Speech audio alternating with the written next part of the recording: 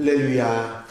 믿음의 고백을 함께 하시겠습니다. 주의 말씀은 내 발의 등이요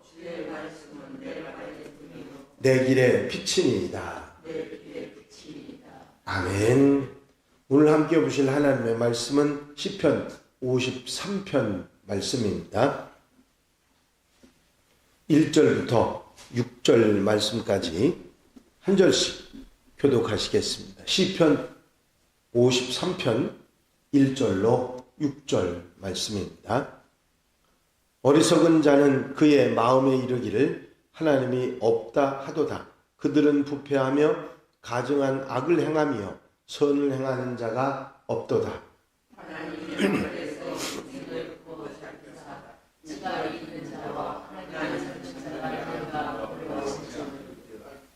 각기 물러가 함께 더러운 자가 되고 선을 행하는 자가 없으니 한 사람도 없도다.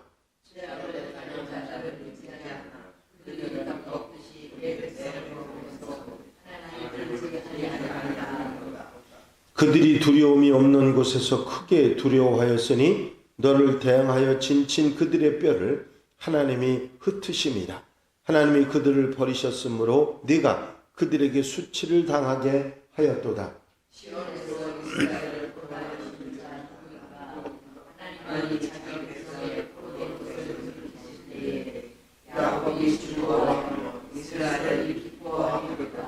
아멘. 할렐루야. 오늘 시편 53편의 표제어는 다윗의 마스길, 인도자를 따라 마할랏에 맞춘 노래 그랬습니다.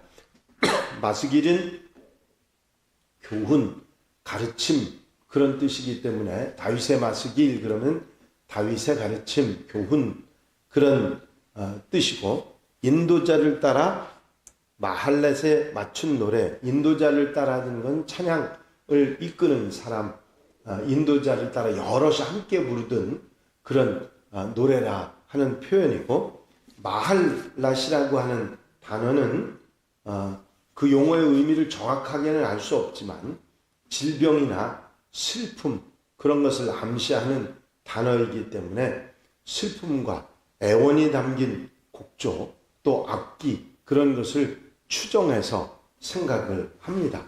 정리하면 시편 53편의 표제어를 보면 다윗의 교훈인데 슬픔과 애원이 담긴 곡조나 악기에 맞춘 그런 노래라 그렇게 생각하시면 되겠습니다. 시편 53편을 읽으면 어디서 들어본 것 같은데 그런 생각이 드는 마음이 있습니다. 왜냐하면 시편 14편하고 이 50편이 거의 내용이 같습니다.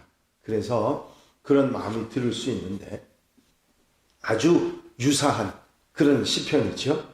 아마 구약 성경은 이 구전으로 이어져 오지 않았습니까? 그런데 한 시편이 여러 사람에 의해서 계속 이어져 내려오다 보니까 양쪽으로 갈려져서 그렇게 따르게 전해온 그런 시편으로 학자들은 생각을 합니다.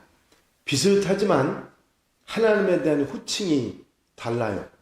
53편은 계속해서 엘로힘, 곧 하나님이라고 하는 말을 사용하는데 14편은 엘로힘과 함께 야훼라고 하는 말을 같이 혼용해서 사용하고 있습니다. 내용에도 약간의 차이가 있는데 14편 5절 6절하고 53편 5절의 차이인데요. 14편은 가난한 자에 대한 보살핌을 강조하고 53편은 악인의 임할 두려움을 상세하게 표현하고 있는 그 병행구에서 그렇게 다르게 표현하고 있는 것을 볼 수가 있습니다. 어리석은 자, 이런 사람이 어리석은 사람이라는 표현이 1절부터 3절까지 나오는데 1절에 보면 어리석은 자는 그의 마음에 이르기를 하나님이 없다 하도다. 그들은 부패하며 가증한 악을 행하며 선을 행하는 자가 없도다. 그렇게 말하고 있습니다. 시편 14편도 그렇고 53편도 그렇고 어리석은 자가 어떤 사람이고 그 어리석음의 성격이 어떤 것이라 하는 것을 교훈하는 그런 내용으로 되어 있습니다. 본문 속에서 어리석은 자는 지적인 능력이 부족한 것을 어리석은 자라고 말하지 않습니다. 지적인 능력이 좋든 나쁘든 상관없이 하나님을 인정하지 않고 인생을 사는 사람은 어리석은 사람이다. 그렇게 말하고 있습니다. 14편 말씀드릴 때 말씀드렸듯이 여기서 어리석음이라는 말은 히브리어 나발이라고 하는 말인데 그 말은 한 사람의 이름이기도 합니다. 나발은 하나님과 하나님의 기름을 부음받은 다윗의 권위를 무시했다가 죽음에 이른 사람, 그런 사람을 그 사람이 나발인데 그 나발의 어리석음을 이 나발이라는 단어로 표현해서 어리석다 그렇게 표현을 했던 것입니다. 어리석은 자들은 하나님의 주권과 하나님됨을 거부하고 인정하지 않는 사람들이 어리석은 사람들이고 또 그들은 선을 행하지 않는다. 가증한 악을 행하기 때문에 선을 행하는 자들이 없다. 그렇게 말씀하고 있습니다. 그렇습니다. 선을 행하는 능력이 없다는 이 얘기는 도덕적으로 결함이 있는 사람들에 대한 표현이기도 합니다. 점차로 악을 행하다 보니까 선으로는 가지 못하는 것이죠. 그리고 어리석은 자들에 대한 표현이 단수가 아니라 그들 복수로 표현합니다. 그 수가 많은 사람들이 어리석은 사람이라 그렇게 말씀하고 있는 것이죠. 하나님이 하늘에서 인성을 굽어 살피사 지각이 있는 자와 하나님을 찾는 자가 있는가 보려 하신즉 각기 물러가 함께 더러운 자가 되고 선을 행하는 자가 없으니 한 사람도 없도다.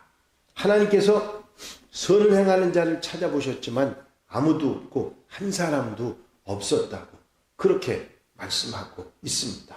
그래서 4절 5절에서는 어리석은 자에 대한 심판에 대한 말씀이 나와 있습니다. 죄악을 행하는 자들은 무지하냐. 그들이 떡을 먹듯이 내 백성을 먹으면서 하나님을 부르지 아니하는도다. 여기 무지하냐 하는 이 말은 공동번역 성경에서 보면 언제나 깨닫겠느냐 그렇게 표현되어 있습니다. 이렇게 이 사람들이 어리석음으로 인해서 죄악을 행하는 것은 정신적인 결함이나 지적인 결함이 아니라 깨달음이 없어서 그렇다. 그런 말씀인 것이죠. 그들은 다른 사람들을 잡아먹는 사람들이고 다른 사람들의 희생을 통해서 즐거움을 얻는 그런 나쁜 사람들이라고 하는, 그러면서도 하나님을 찾지도 부르지도 않는, 하나님은 그저 그들에게는 무의미한 존재로 나타난다. 그들의 결말은 이렇다고 5절에 말씀하고 있습니다. 그들이 두려움이 없는 곳에서 크게 두려워하였으니 너를 대항하여 진친 그들의 뼈를 하나님이 흩으십니다. 하나님이 그들을 버리셨으므로 내가 그들에게 수치를 당하게 하였도다. 그들이 무서운 공포, 두려움이 임할 것이고 결국은 뼈를 하나님께서 다 흩어버리시는 멸망의 길로, 패배의 길로 가게 될 것이다. 어리석은 자, 하나님이 없다 하고 두려워하지 않는 자들에게 그런 역사가 일어날 것이다 말씀하고 있습니다. 그들이 이런 징벌을 받는 이유는 하나님께서 그들을 버리셨기 때문이다. 그렇게 말씀하고 있는 것입니다. 하지만 시인은 이스라엘의 구원에 관한 내용으로 시를 마치지요. 시온에서 이스라엘을 구원하여 줄 자가 누구인가? 하나님이 자기 백성의 포로된 것을 돌이키실 때에 야곱이 즐거워하며 이스라엘이 기뻐하리로다 말씀하고 있습니다. 하나님께서 함께 하신다고 하는 상징의 표현이 예루살렘인데 그 예루살렘 시온에 하나님께서 베푸시는 구원이 임하실 것이다. 그렇게 말하고 있습니다. 하나님의 백성들, 하나님의 자녀들은 죄악을 행한 어리석은 자들로부터 돌이켜서 하나님의 구원을 입게 된다. 돌아오고 포로로부터 돌아오고 그래서 즐거워하고 기뻐하는 일이 있게 될 것이다. 그렇게 말하고 있습니다. 그렇습니다. 오늘 말씀 가운데 다윗이 교훈하는 것은 뭐냐면 이 세상 속에 보니까 어리석은 자, 바로 하나님이 없다고 하면서 살아가는 사람들의 결말은 결국은 잘못되고 패하고 두려움에 사로잡혀 살아가게 되지만 돌이켜서 하나님을 바라보고 하나님을 향하는 그들은 하나님의 구원을 입는다. 이것을 잊지 말고 기억하라 하고 교훈하고 있는 것입니다.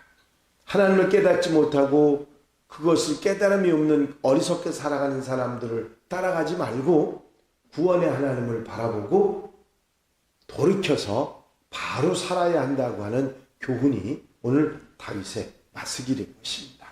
이 말씀을 마음에 두시고 어리석은 자의 길, 어리석은 이런 삶의 길을 가지 말고 이제 지혜로운 하나님의 백성으로 돌이켜서 바로 살아가는 하나님의 백성들이 되어야 될 줄 믿습니다. 나발과 같은 삶이 있는가 하면, 이 어리석은 삶이 있는가 하면 다윗과 같은 삶이 있습니다. 나발의 삶을 버리고 다윗과 같이 하나님을 바라보고 하나님에게 향해서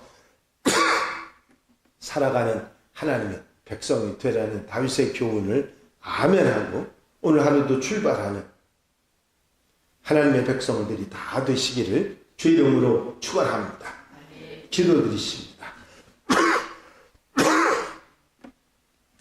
사랑과 은혜가 한없이 많으신 아버지 하나님, 오늘 한 날의 삶을 시작하면서 먼저 주님 앞에 기도하며 출발할 수 있도록 인도하신 은혜를 감사를 드립니다. 나발과 같이 하나님이 없다 하는 어리석음을 버리고 다윗과 같이 하나님께 돌아와서 회개하고 돌이키며 바로 살아가는 지혜로운 하나님의 백성들이 되게 하여 주시옵소서. 이 한날의 삶도 온전히 주님께 맡겨드리오니 주님 앞서가 인도하시며 은혜와 사랑으로 역사해 주시옵소서. 예수 그리스도 이름으로 기도하옵나이다. 아멘.